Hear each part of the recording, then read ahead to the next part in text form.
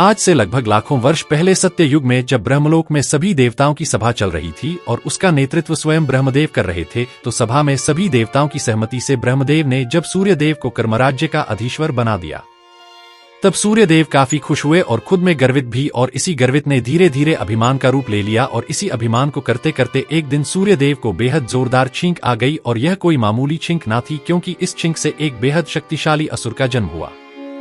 इसके बाद सूर्यदेव भी सोच में पड़ गए कि आखिर उन्हें छींक कैसे आ गई, जबकि देवताओं को इस प्रकार की कोई भी समस्या नहीं होती। फिर वह असुर सूर्यदेव को बिना एहसास दिलाए सूर्यलोक से बाहर निकलकर ब्रह्मांड के अंधेरे में भटकने लगा, जिसके बारे में शुक्राचार्य को आभास हो गया और वे तुरंत ही उसके समक्ष प्रकट हुए। फिर शुक्राचार्य ने उसके स्वभाव के अनुसार उसे एक नई पहचान दी और उसका नाम रखा अहंतासुर।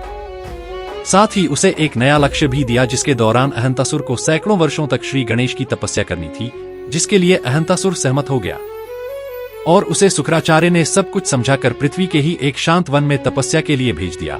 जिसके बाद अहंतासुर श्री गणेश को प्रसन्न करने के लिए उनकी तपस्या में लिप्त हो गया और फिर तपस्या करते करते सैकड़ों वर्ष बीतने लगे, पर फिर भी श्री गणेश प्रकट न हुए। जिसके बाद अपने गुफा में बैठे शुक्राचार्य काफी चिंतित होने लगे। जिसके बाद शुक्राचार्य ने महादेव का ध्यान किया और महादेव को सारी बात बताई। फिर महादेव ने शुक्राचार्य को सही समय आने तक प्रतीक्षा करने का सुझाव दिया, जिसके बाद शुक्राचार्य निश्चिंत हो गए और समय यूं ही बीतता गया।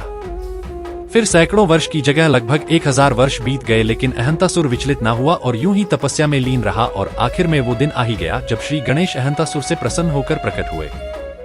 जिसके बाद अहंतासुर ने शुक्राचार्य के कहे अनुसार श्री गणेश से बेहद शक्तिशाली वरदान मांग लिया, जिसमें उसने किसी भी देवता, गंधर्व, जानवर या मनुष्य से कभी भी पराजित न होने का वर मांग लिया और भी कई असीमित शक्तियां भी मांग ली। जिसके जवाब में श्री गणेश ने अहंतासुर को खुद श्री गणेश के सिवाय किसी और से ना हारने का वर दे दिया और कहा, तथास्तु।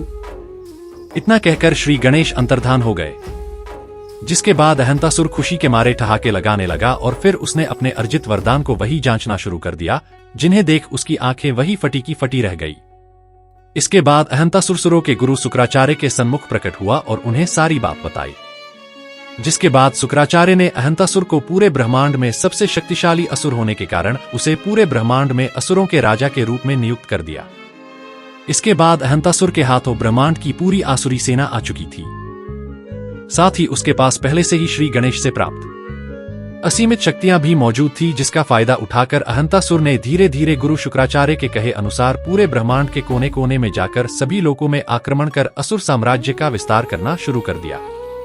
उसने तमाम देवताओं और गंधर्वों को भी आसानी से हराकर उनके लोगों में आसुरी साम्राज्य स्थापित कर दिया।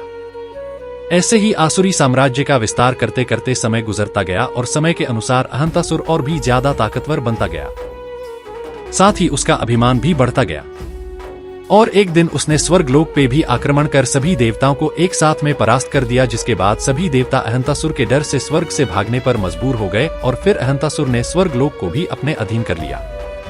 फिर समय के अनुसार अहंतासुर ने शुक्राचार्य की भी बातें माननी छोड़ दी, क्योंकि उसका अभिमान 7वें आसमान में पहुंच चुका था। और इसी प्रकार धीरे धीरे पूरे ब्रह्मांड में अहंतासुर को अभिमानसुर के नाम से भी जाना जाने लगा और उस समय पूरा ब्रह्मांड अभिमानसुर के नाम मात्र से ही कांप उठता था। अभिमानसुर यानी कि अहंतासुर ने ऋषि मुनियों को भी त्राही त्राही करने पर मजबूर कर दिया। उसने पृथ्वी को भी नहीं, बक्सा देवता भी अभिमानसुर के डर से पूरे ब्रह्मांड में छिप छिप कर रहने लगे थे। हर जगह सिर्फ अभिमानसुर का ही डंका बजने लगा था। अभिमानसुर ने पूरे ब्रह्मांड में त्रिदेव समेत सभी देवी देवताओं के पूजा पाठ को भी बंद करवा दिया था।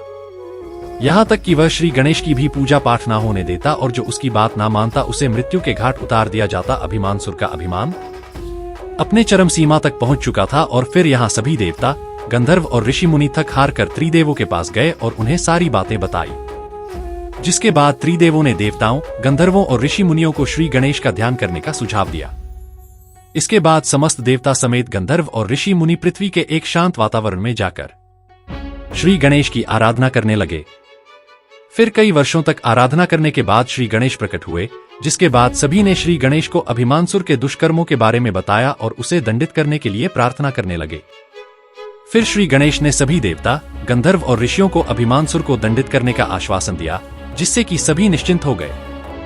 फिर श्री गणेश ने अभिमानसुर को स्वप्न में आकर दर्शन भी दिए और उसे समझाया भी लेकिन इसके बावजूद भी अभिमानसुर ने अपने अत्याचार को पूरे ब्रह्मांड में यूं ही जारी रखा, जिसके बाद श्री गणेश के अंदर एक क्रोध जगा और उस भयंकर क्रोध में श्री गणेश ने विकराल धूम्रकेतु अवतार ले लिया और फिर वे निकल पड़े अभिमानसुर का अभिमान तोड़ने। जब अभिमानसुर बचे खुचे ब्रह्मांड के राज्यों पर विजय प्राप्ति का षड्यंत्र रच रहा था, तभी वहां अभिमानसुर को कुछ गड़बड़ होने का एहसास होने लगा, क्योंकि उसका पूरा असुरलोक कांपने लगा था, जैसे कि कोई भूकंप आ गया हो। इसके बाद वहां धूम्रकेतु अवतार का आगमन हो गया, जिसे देख सभी असुर थड़ थड़ कांपने लगे और अभिमानसुर तो जैसे बौखला उठा।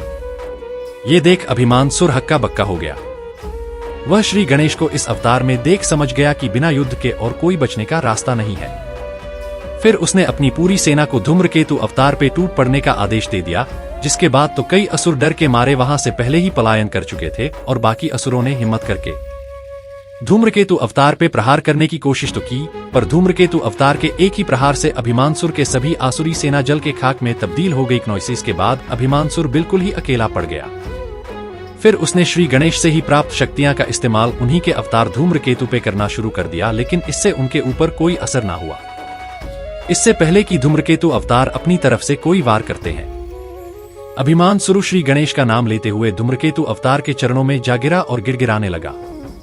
वह लगातार दया की भीख मांगने लगा, जिसके काफी देर बाद धूम्रकेतु अवतार अपने पूर्ण रूप श्री गणेश के रूप में आए और फिर अभिमानसुर की शक्तियां को सीमित कर दिया और उसे दोबारा से ऐसी दुस्साहस न करने की सलाह दे दी। और फिर श्री गणेश ने अभिमानसुर को सीधे पृथ्वी के पाताल लोक में जाने की आज्ञा दी, जिसके बाद अभिमानसुर श्री गणेश की बात मानते हुए सीधा पाताल लोक को प्रस्थान कर गया। यह देख सभी देवता समेत गंधर्व और ऋषि मुनि श्री गणेश से काफी प्रसन्न हुए। इसके बाद पूरा ब्रह्मांड अभिमानसुर के आतंक से मुक्त हुआ और सभी चैन भरी सांस लेने लगे और फिर श्री गणेश सभी देवताओं समेत गंधर्वों और ऋषि मुनियों को अभिवादन कर कैलाश को लौट गए। तो ये था धूम्रकेतु अवतार का पूरा इतिहास। तो यदि आपको ये वीडियो पसंद आई हो तो एक लाइक जरूर करें और साथ ही भक्तिवुड चैनल को सब्सक्राइब भी।